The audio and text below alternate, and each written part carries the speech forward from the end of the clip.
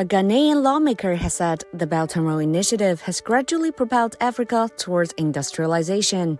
Kofi Adams, a member of parliament in the Oti region of Ghana, said China initiated the BRI to support trading and economic development. Despite the presence of all other means of movement for them, there's aviation, there's the sea ports that they could use. We must initiate the Belt and Road Initiative to still even reach out and make it easier for everybody to also move. The MP said that through the BRI, African countries have started developing critical infrastructure such as railways, harbors, and airports.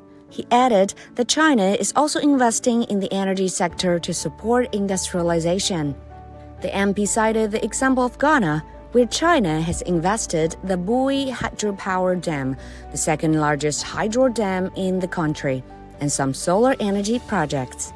Today, we've had some level of stability in terms of energy front because of just that single investment. And we all know what energy does to industrialization. And so you see how many countries may be willing to give you that much to invest into such area.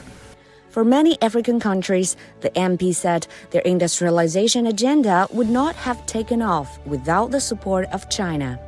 Go to Ethiopia, you find their presence in terms of their rail development, aviation, and ports.